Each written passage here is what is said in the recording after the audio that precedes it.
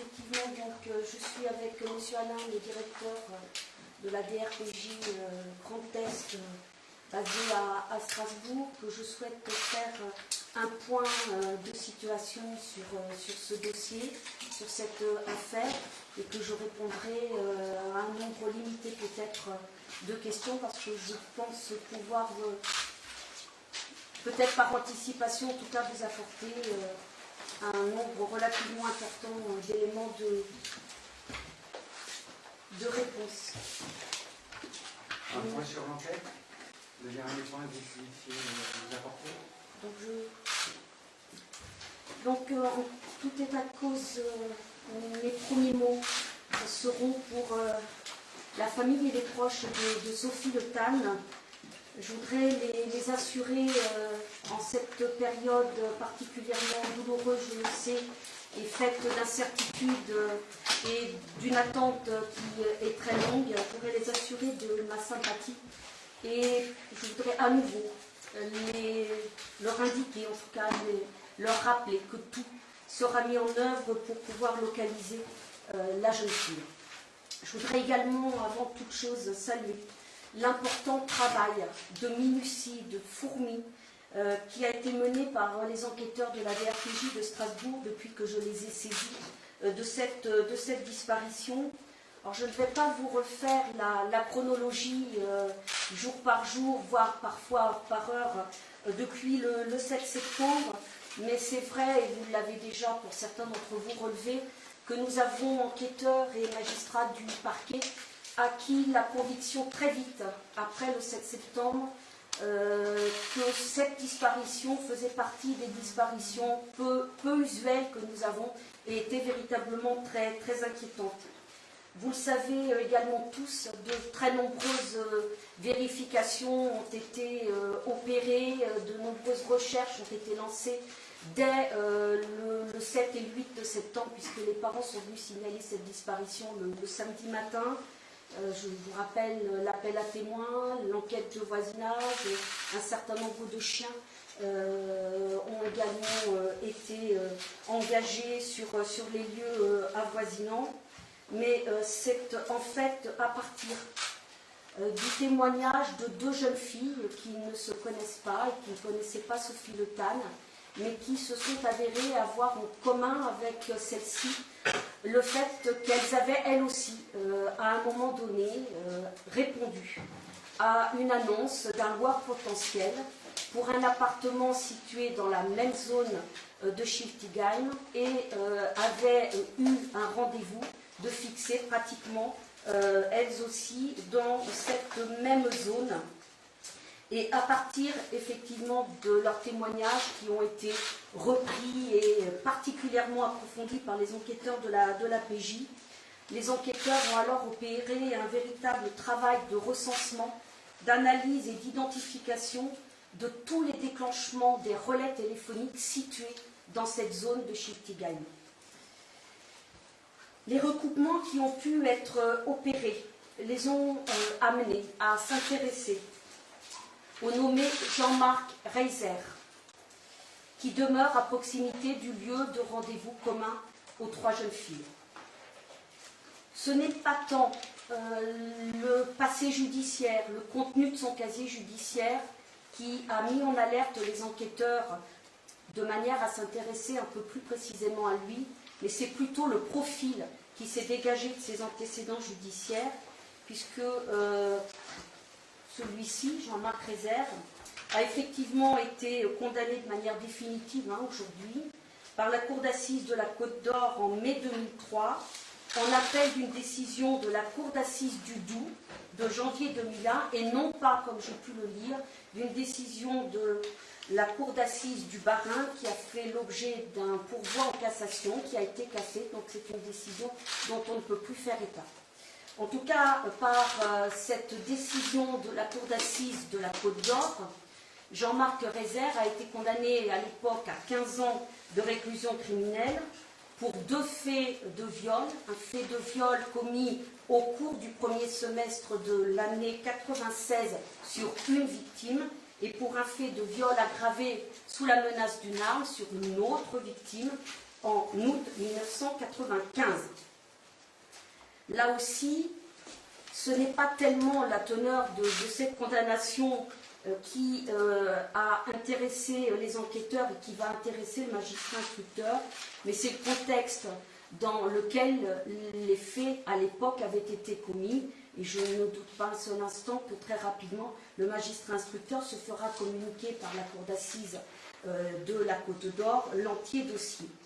Et ce rapprochement et cet intérêt pour le profil et le contexte de commission des faits intéressera également le magistrat instructeur, compte tenu du lien qui avait été effectué à une époque entre Jean-Marc Rézère et la disparition en 1987 de Madame Aumann.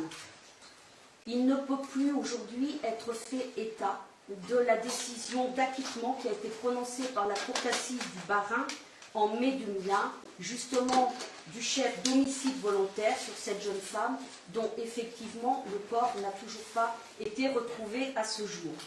Mais là aussi, à l'examen peut-être de ce dossier qui aujourd'hui est totalement définitif, ne pourra pas être repris et est archivé, mais le juge d'instruction pourra très certainement, à tout le moins, trouver dans la lecture de ce dossier des éléments intéressants sur comment, à l'époque, les enquêteurs avaient, quelle que soit la décision définitive d'acquittement, été amenés à s'intéresser à Jean-Marc Rézère. En tout cas, vous voyez que, indépendamment des recoupements très concrets qui avaient été opérés, les enquêteurs, à partir de ce profil, ont effectivement décidé de s'intéresser de très près à Jean-Marc Rézère et donc de le localiser afin de l'interpeller, ce qui a été fait samedi dernier, 15 septembre, puisqu'il a été placé en garde à vue dans la soirée de ce samedi. Vous vous doutez bien qu'à partir de ce moment-là, l'enquête qui a été menée indépendamment des interrogatoires a consisté à faire un certain nombre de vérifications et notamment de perquisitions à la fois dans son véhicule mais surtout et principalement dans son appartement de Schiltigheim, je vous l'ai dit tout à l'heure. La perquisition opérée dans son appartement a amené, ou en tout cas a mis en évidence l'existence de traces de sang, malgré manifestement un nettoyage en profondeur et très récent des lieux. Dans l'urgence, le magistrat instructeur a demandé au laboratoire de la police de procéder le plus rapidement possible à l'analyse des prélèvements qui avaient été effectués par les enquêteurs, ce qui nous a permis d'apprendre hier en milieu de journée que l'ADN de certaines traces prélevées dans cet appartement était effectivement attribué à Sophie Le Tan. Donc au vu de ce nouvel élément d'enquête, le magistrat instructeur m'a communiqué un certain nombre de pièces et j'ai décidé de prendre des réquisitions supplétives nominatives à l'encontre de Jean-Marc Rézère, du chef d'assassinat, c'est-à-dire d'homicide volontaire avec préméditation. Il a été hier soir mis en examen de ce chef d'assassinat, d'enlèvement et de séquestration, autant d'infractions qui sont de nature criminelle aujourd'hui. Il a été placé, comme vous le savez également, très tôt ce matin en détention provisoire dans ce dossier. Je dois ajouter que tant devant les enquêteurs que devant le magistrat instructeur, interrogé sur ces constatations qui sont d'une importance capitale, M. Rézère a fait le choix de ne répondre à aucune question, a fait le choix de se taire. J'ai envie d'être un peu positive, l'instruction ne fait que commencer. Bien évidemment qu'en présence de son avocat, M. Rézère sera à nouveau, je pense, rapidement convoqué par le magistrat instructeur. En tout cas, cette instruction, sachez-le, n'aura d'autre objectif que de faire toute la lumière sur cette disparition, en tout cas ce que je considère encore aujourd'hui, malgré les qualifications, être une disparition. Voilà, je vous remercie. Est-ce que M. Rézère a été suivi par les services de la justice pour son passé évident? Est-ce qu'il était suivi par des services de... Alors, effectivement, c'est un travail minutieux. Tous les relais qui pouvaient déclencher dans la zone de Schiltigheim que vous connaissez, eh bien, ont été épluchés au peigne fin. On fait ressortir un certain nombre, bien évidemment, de numéros de téléphone et tout a été recoupé pour aboutir à sortir quelques noms, dont celui de M. Reza. Est-ce que cette interpellation vous questionne sur d'autres personnes disparues ou vous vous concentrez sur Sophie Le Tan? Pour l'instant, nous nous concentrons sur Sophie Le Tan, que nous souhaitons retrouver et localiser le plus vite possible, compte tenu des éléments que je viens de vous donner, mais rien n'est laissé de côté dans ce que l'on peut découvrir du profil, bien évidemment, de M. Rezer, et fera l'objet d'une enquête à côté, à part. Est-ce que vous avez trouvé des traces? Des recherches de... Excusez-moi, parce que j'ai été parlé. Est-ce que vous faisiez des recherches de... On continue à lancer un appel à témoins parce que peut-être qu'effectivement, pour certaines personnes, je ne sais pas, l'expérience peut-être, le fait que M. Rezer soit sous les verrous, que peut-être certaines personnes sachent que un potentiel suspect, puisque je vous rappelle quand même la présomption d'innocence, est aujourd'hui en détention provisoire, peut amener d'autres personnes à finalement se souvenir des détails ou à pouvoir faire œuvre de civisme judiciaire. Est-ce que des traces de sang de Sophie Le Tan ont été retrouvées ailleurs que dans son appartement, notamment dans son véhicule? Pour l'instant, on s'est focalisé sur, compte tenu des délais, la perquisition et l'examen extrêmement minutieux qui a duré de très nombreuses heures de son appartement. Beaucoup de traces de sang ou pas? Des traces de sang. Est-ce que vous avez encore l'espoir que Sophie Le Tan soit vivante ou pas du tout? Je veux encore y croire. Mais ça vous semble peu probable? Chaque jour qui passe et chaque heure qui passe pose un peu plus de problèmes. Vous attendez des éléments sur le véhicule actuellement? C'est en cours. C'est sous la responsabilité du magistrat instructeur. A-t-il reconnu malgré tout en garde à vue être entré en contact avec des jeunes filles, avec Sophie Le Tan? Pas du tout. Pas un mot. Monsieur Rezer a été extrêmement taisant sur tout ce qui pouvait toucher aux faits pour lesquels il était placé en garde à vue.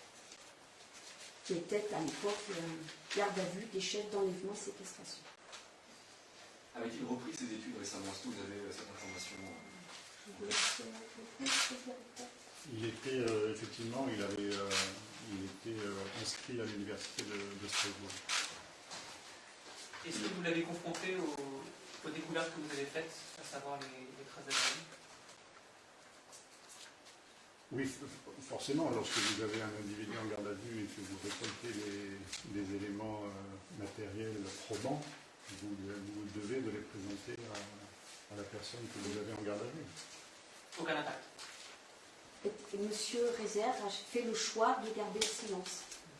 La procédure pénale fait qu'aujourd'hui, quand on interroge, que ce soit un magistrat instructeur ou que ce soit des enquêteurs,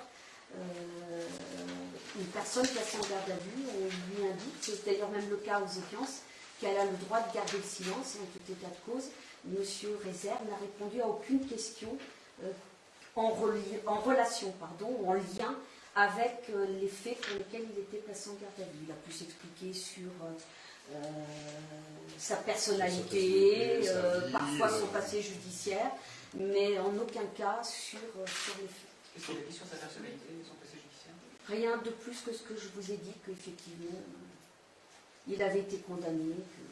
Comment il lors des précédentes condamnations une expertise psychiatrique qui révélait un quelconque problème, ou est-ce que tout semblait aller correctement? Ce sont des éléments de détail pour l'instant, de détail, pas par rapport à l'importance, mais des éléments sur lesquels aujourd'hui je ne peux pas vous répondre parce que je n'ai pas encore accès à ces dossiers. Était-il intégré? Avait-il une famille, une compagne, des enfants? Est-ce qu'on en sait un peu plus sur son profil? Il vivait seul, mais il n'était pas. Il avait une amie. Voilà. Pour sa personnalité, l'ensemble des auditions ont été faites en présence de psychologues de la police judiciaire, de la direction centrale de la police judiciaire, et effectivement, on a affaire à un profil compliqué, un profil d'un individu qui n'a pas envie de participer ni d'aider les services de la justice à découvrir la vérité. Vous parlez d'assassinat, donc vous pensez que c'est un guet-apens qui a été tendu à ces jeunes femmes, et notamment Sophie Le Tan. À partir du moment où on retrouve des traces de sang et qu'il ne s'explique pas sur ces traces de sang, alors que si on est arrivé jusqu'à lui à partir des annonces, c'est qu'effectivement on fait le lien, donc ce ne sont que des indices graves et concordants qui ont amené cette mise en examen de ce chef-là, mais c'est qu'effectivement on se dit, ne s'agit-il d'un enlèvement et d'une séquestration et elle est quelque part, s'est-il passé quelque chose de plus grave, en tout cas la manière dont elle est arrivée dans son appartement était quelque chose de préparé. Mais cet appartement en location, il existe ou pas du tout? A priori, nous ne l'avons pas mis en évidence puisque nous n'avons pas trouvé trace d'appartements correspondant aux annonces auxquelles ces jeunes filles, dont Sophie Le Tan, ont répondu. Et qu'est-ce qui s'est passé pour les deux autres jeunes filles? Elles l'ont vu? La stratégie était de les amener dans un piège fatal. Hein.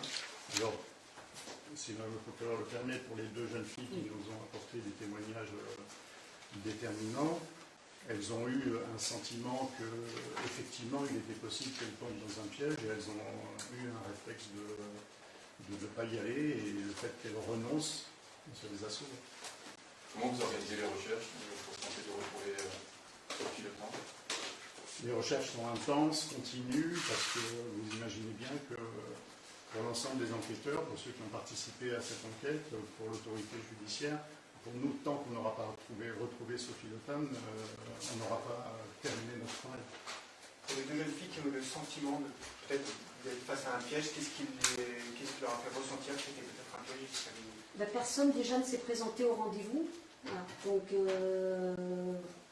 quand vous répondez à une annonce et qu'on vous fixe un rendez-vous et que vous attendez, que vous ne voyez personne arriver et que personne ne vous dit j'ai du retard, excusez-moi, j'arrive.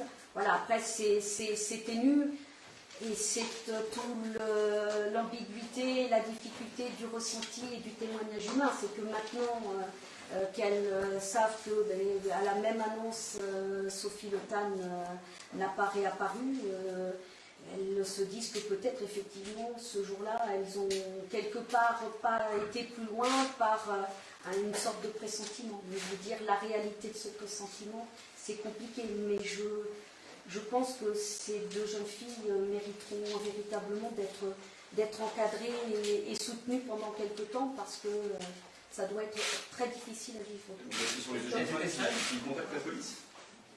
Non.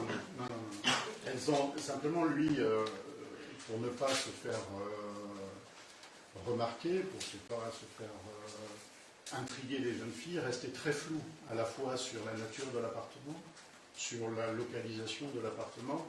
Son seul but était de les attirer dans son territoire de chasse. Mais du coup, comment est-ce que vous retrouvez ces deux jeunes femmes? Parce que voilà, l'appartement n'est pas là, le monsieur est absent, c'est pas pour ça qu'on va forcément appeler la police. Alors il faut savoir, mais j'ai pas forcément l'aval de ceci, mais les parents de Sophie Le Tan et sa jeune sœur, ne la voyant pas arriver le vendredi soir alors qu'elle devait les rejoindre, comme font souvent en tout cas les jeunes, elle lance un appel sur les réseaux sociaux en disant pour ceux qui connaissent, elle devait visiter un appartement ce matin, est-ce qu'elle ne nous fait pas une surprise? Enfin voilà, elle a lancé un appel et effectivement, très rapidement, ça a permis à ces deux jeunes filles, totalement distinctes l'une de l'autre, de prendre contact en disant mais nous aussi on avait il y a quelque temps été candidate à la location d'un appartement dans cette zone-là de Schiltigheim. Et après, elles vont être entendues précisément, on va leur demander des détails qui ne sont plus ceux de parents qui sont à la recherche de leur fille, mais d'enquêteurs qui sont à la recherche d'une jeune fille disparue. Est-ce qu'elles s'étaient présentées seules, ces deux jeunes filles? L'une seule, l'autre non. Et ils leur donnaient rendez-vous dans la rue, c'est ça? Oui, a priori, oui. À hauteur de l'adresse qu'il donnait au téléphone lors du premier contact. Hein. Mais il n'était pas plus précis que ça, il ne donnait pas d'éléments sur l'entrée de l'immeuble. En fait, on peut imaginer qu'il observait ses futures victimes et en fonction de la situation, il passait à l'acte ou pas. Depuis son appartement. C'est en tout cas pour C'est- l'instant les éléments qui ont conduit non seulement à son interpellation, mais à sa mise en examen. Est-ce que vous pouvez nous confirmer qu'il a bien utilisé un téléphone prépayé? Il a utilisé des moyens de téléphonie qui permettent de garantir une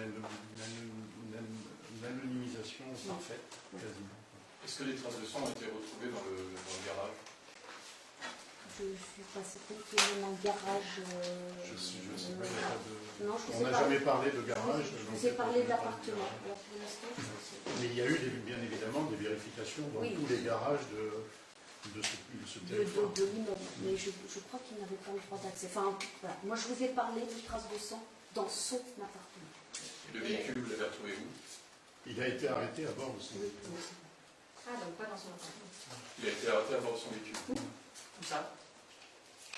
Dans la périphérie de Strasbourg. Est-ce qu'il y a eu d'autres interpellations? Qu'en est-il d'autres gardes à vue?